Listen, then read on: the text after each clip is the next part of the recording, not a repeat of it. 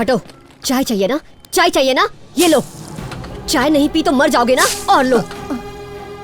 तुम किसी के काम आने लायक नहीं हो। मेंटल हो तुम। दिमाग खराब है तुम्हारा। मर जाओ।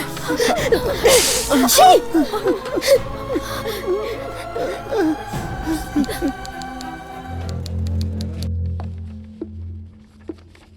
हाँ जी बोलिए, कोई वकील मिला या नहीं? Yes milord. ठीक है, शुरू कीजिए। रुको, आप लोग अंदर नहीं जा सकते और आप लोग जाइए यहाँ से। योर ऑनर, मेरे क्लाइंट ने चेक इशू किया था, ये सच है, और वो चेक बाउंस हो गया, ये भी सच है। लेकिन एक अच्छे घर की महिला होने के नाते, जिनका आज तक कोई भी क्रिमिनल रिकॉर्ड नहीं है, इनको कम से कम सजा दी जाए, मैं इसकी दरख्वास्त करती हूँ। क्या बक रही हो? ये बिल्कुल सही रहेगा, वरना ये लोग तुम्हें 2 साल की जेल के साथ फाइन भरने को भी कहेंगे। इसलिए यही रास्ता है हमारे पास, और वैसे भी सामने वाले लोग बहुत शक्तिशाली है। What? According to the Negotiable Instrument Act 1881, under Section 138, it is clearly mentioned that the payee has to resubmit the check within the 3 months from which it is dated. और साथ में मिस सीता और चंदूलाल जी के अग्रीमेंट के मुताबिक उनको check सिर्फ security के तौर पर दिया गया था। सीता जी के पास पूरे 3 महीने थे पैसे लौटाने के लिए, लेकिन चंदूलाल जी ने अग्रीमेंट का पालन ना करके चेक।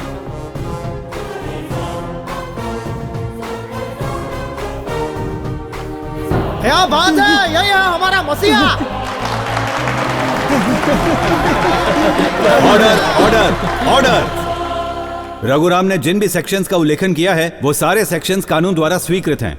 सीता महालक्ष्मी के खिलाफ इश्यू किया हुआ अरेस्ट वारंट रद्द कर दिया जाता है। चंदूलाल जी ने जानबूझकर चेक पहले जमा करवा दिया और उनके वकील ने इसका गलत फायदा उठाकर सीता के खिलाफ अरेस्ट वारंट निकलवाया। आप एक नामचीन वकील हैं, बेहतर होगा अगली बार उचित कानूनी प्रक्रियाओं का पालन करें। बहुत बढ़िया। वाह, क्या बात है भाई। लगता है भूल गए, केस तो आप हार गए हैं। हाँ, यो इतना अच्छा लड़ रहा था कि भूल गया कि वो केस मारा है। बिल्कुल सही कहा। बजाओ ताली, बजाओ बजाओ। रघुराम जी की जय, रघुराम जी की जय। नाम तो सीता है उसका, लेकिन उसकी हरकतें देखकर हैरान था मैं। लेकिन अब समझ में आया कि उसके साथ राम भी है। मेरी बात मानो, लंका दहन होने से पहले जाकर माफी मांग लो।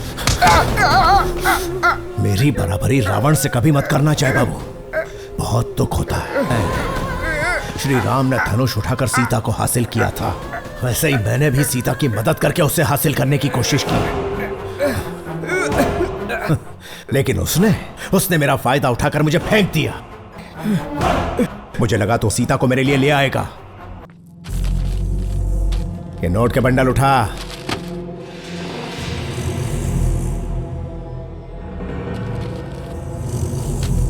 और ठोक डालो उसे।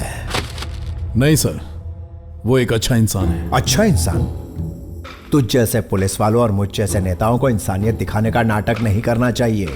तू तो हमारी पूरी कौम को ही ले डूबेगा बे। वो लड़की आपको बार बार ठुकरा रही है सर, और आप फ्रस्ट्रेट होकर ये सारे कारनामे कर रहे हैं, लेकिन वो ऐसा नहीं है। ओह, तो वो कैसा है? वो लड़की उसकी इज्जत उछाल रही थी, उसकी जगह मैं होता तो वही शूट कर देता। उसने तो हमारी खाट खड़ी कर दी थी। तो वो लड़की उसके सामने क्या चीज है सर, लेकिन उसने ऐसा कुछ नहीं किया। पता है क्यों? क्योंकि वो एक असली मर्द है, और मर्द वही है जो औरत की इज्जत करना चाहता है। आप जैसा नहीं है सर। मेरे टुकड़ों पर पलने वाले गली के कुत्ते, अगर तू उसे नहीं ठोकेगा तो मैं ठोकूंगा। उठ यहां से।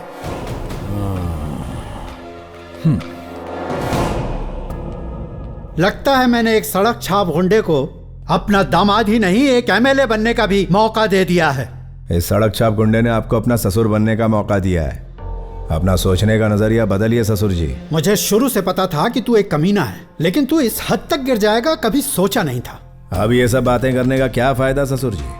मेरा नाम भैरव राज है। सड़कों पर घूमने वाला है खूंखार बैल, त्योहारों के समय एक सजा सवरा बैल, और भगवान शिव जी का नंदी बैल।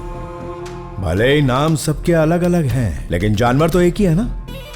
मैं भी वैसा ही हूं, समय के साथ और हालात के मुताबिक बदलता रहता हूं।